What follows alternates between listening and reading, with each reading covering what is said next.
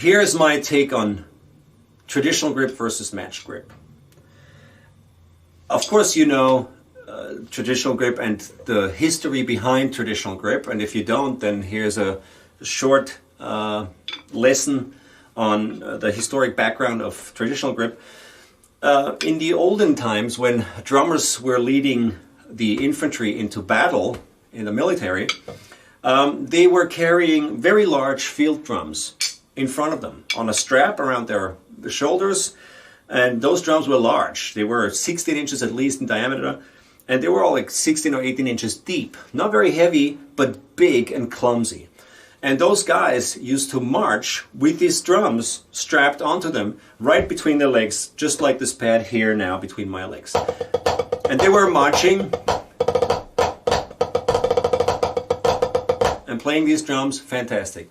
This is not a problem if you're walking on a street or pretty plain road or surface, but this becomes a huge issue if you are walking in terrain, somewhere across the field into battle, through mud, hills and mountains and so on, and you have to keep time to keep that army marching, so falling down and stumbling over your drum is not going to be very helpful. So what those guys did, they took the whole drum and hung it on their hip, not in front of their legs, between their legs, but now they put it on their hip so they could walk completely unobstructedly and freely and move their legs and step up onto rocks and stairs and what have you, and still be able to play the drum. Of course, they played the drum like this. The surface was now at an angle and right next to their hip, basically, just like this.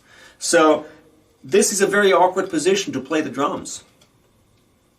So what those guys did was, after an hour in the battlefield or marching, whatever, their shoulder got really, really sore. So what the guys did, they just left the stick in this position, but just grabbed it from underneath, like so. Now their shoulder was completely relaxed, and they were still able to hit the surface and play that drum. Now, of course, this is a rotation of the forearm.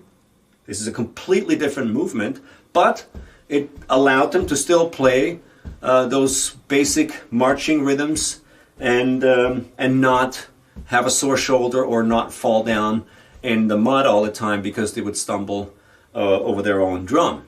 So this is how how traditional grip happened. It's a desperate solution to a really silly problem which we as modern drummers and drum set players do not have to deal with. We don't have issues stumbling over our drums, but a lot of us still use this grip. And in fact, I use this grip for 35 years or more, because my first drum teacher when I was 4 years old said to me, "This is how you hold the stick."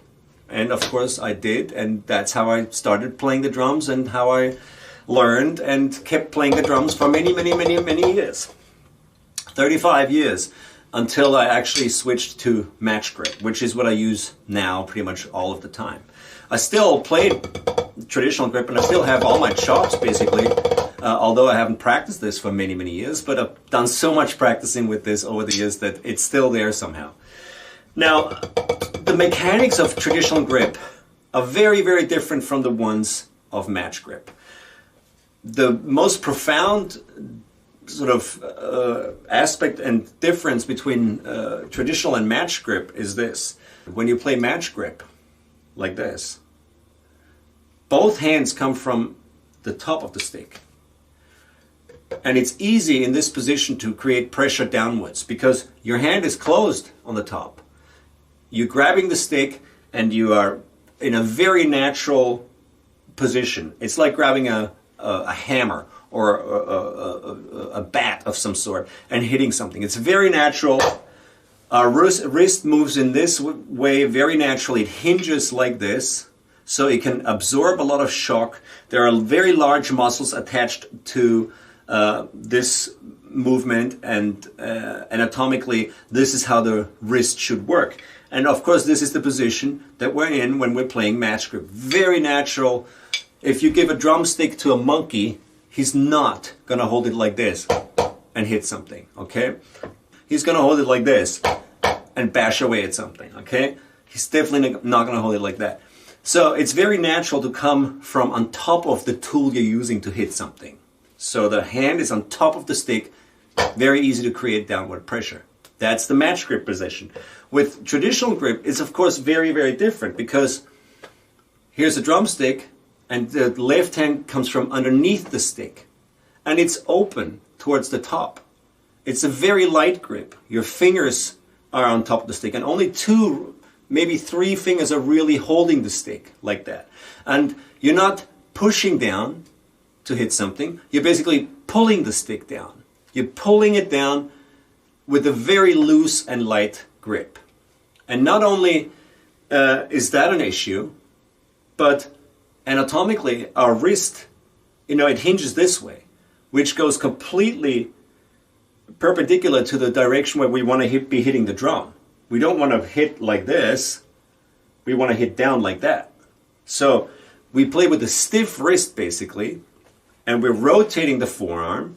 We're incorporating a lot of fingers in this movement as a crutch and simply to help us with control. And we're also bending our wrist for certain techniques like molar strokes to play accents. So this is a very, very complicated technique. It's the result of a desperate solution to a problem which we don't have anymore as drummers today. It's a very light grip. It's a very insecure grip. The hand comes from underneath the stick and pulls the stick down, rather than with the right hand or match grip where the hand's on top of the stick and it's really easy to create that force downwards. And this grip also involves many different aspects: fingers, thumb, wrist movement, rotation of the forearm, elbow, shoulder. There's so many different components that have to work together perfectly to make this grip work that it requires a huge amount of practice to get it right. And even if you do this and you've been practicing for many, many years like I have, there's always so much room for improvement. And this grip is such an incredible crutch and such a handicap that it conditions you to practice a very specific way.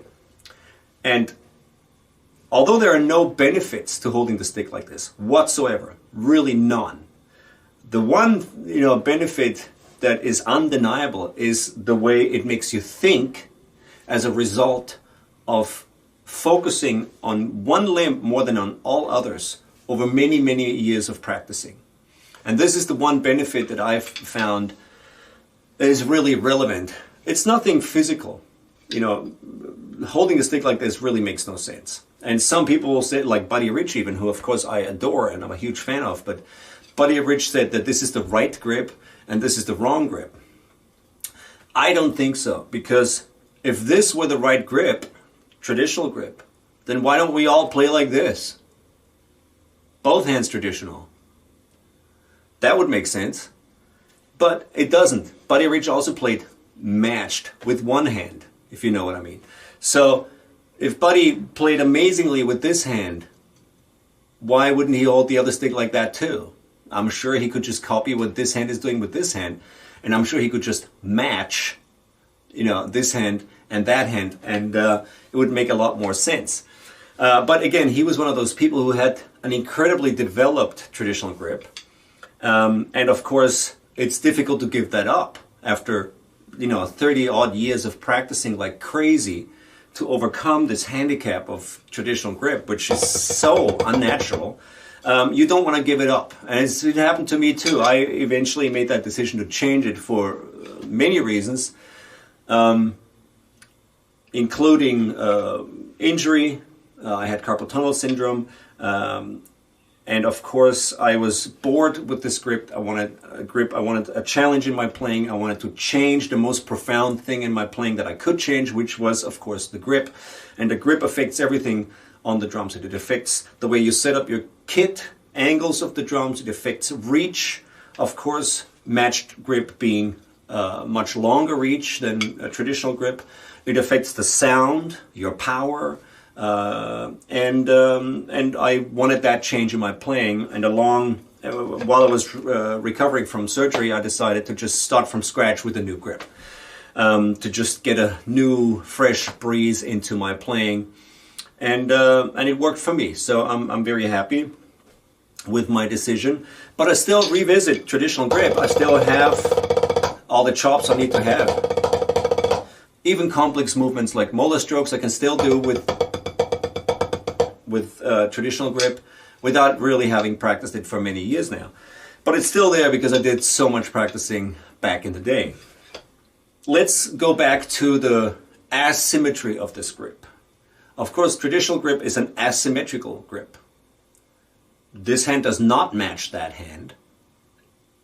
The right hand comes from on top of the stick, and the left hand comes from underneath the stick. So this is a push and pull technique. So it's very interesting dynamically in your upper body. It's like a plus and minus, like a 1 and a 0. Completely different movements, completely different mechanics, and completely different techniques when we play like this. It's a bit like playing a guitar, where your two hands are doing something completely different. This hand is playing chords and pressing down strings, and this hand is strumming. But together, they produce the sound. They have to be perfectly coordinated, but you're still using completely different approaches and techniques with either hand. And it's the same here.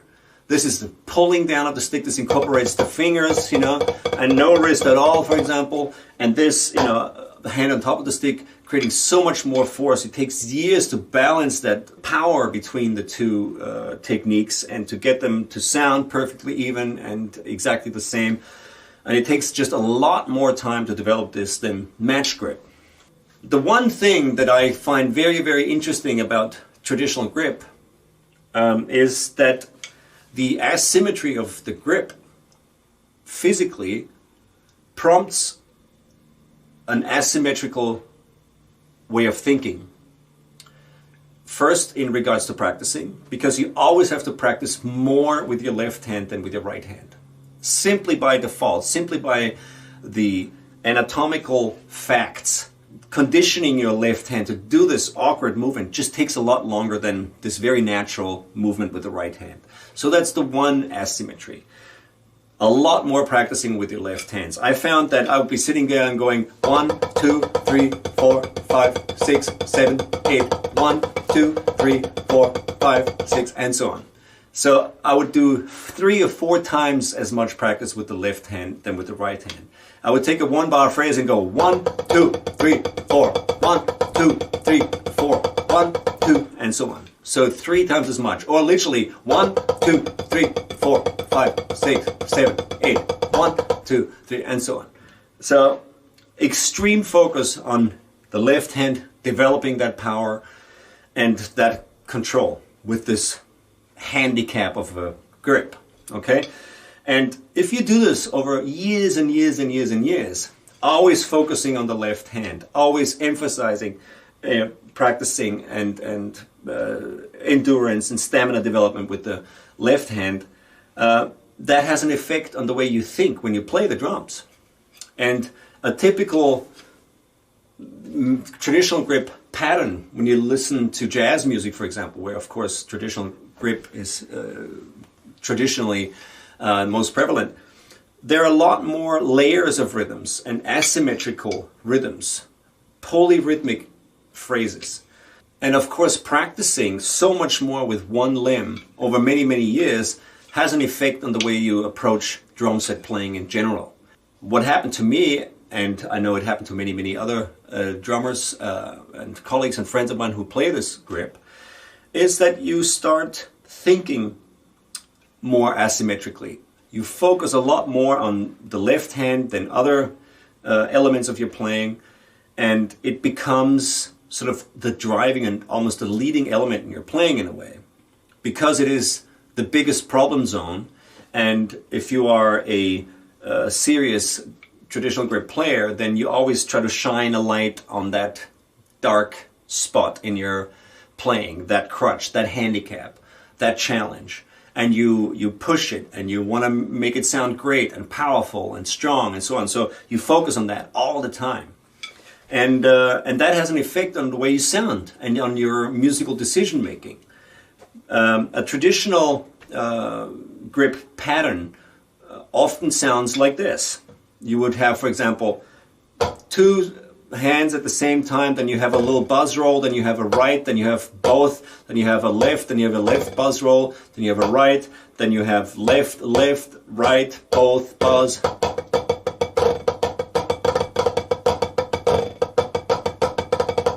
So there's a lot of layers of rhythms. They're quite asymmetrical. And traditionally, a matched grip pattern would sound a lot more symmetrical. Right, left, right, left, right, right, left, left, right, left, right, right, left, left, right, left, both, both, both. Okay? Traditionally. Of course there are exceptions, and there's a lot of great marching drummers and drummers today who play traditional patterns that are kind of a result of many, many years of and decades of jazz music and drumming development, etc., and have taken that into match grip. But traditionally this is what happens as a result of asymmetrical thinking and asymmetrical practice. We start to play more asymmetrically as traditional grip players, more so than match grip players. And this is a great and interesting aspect of traditional grip. And my favorite drummers were always traditional grip players, not because of the way it looked, but because of how they were thinking as a result of years and years and years of asymmetrical practicing. And this is truly, I believe, the reason why, some of the greatest drummers alive today play the way they play. They have to overcome this handicap of traditional grip. And the only way is extreme focus on that handicap and constant problem solving and finding interesting creative solutions for technical problems that this grip presents. So this is truly a benefit, I think, of traditional grip, but physically and technically there are zero benefits to it. Nothing. Now if you're new to the drumming game and a young drummer and new to all this kind of stuff, techniques, I recommend playing like this, match grip, not traditional grip. This is great if once you've developed a high level of skill and you want to venture out and try something completely different that'll totally throw you, then try traditional grip. But I honestly recommend the match grip, which of course is this. And we'll talk about the exact grips and positions, French grip, American grip, or German grip in other videos, but this is just my take on traditional grip versus match grip.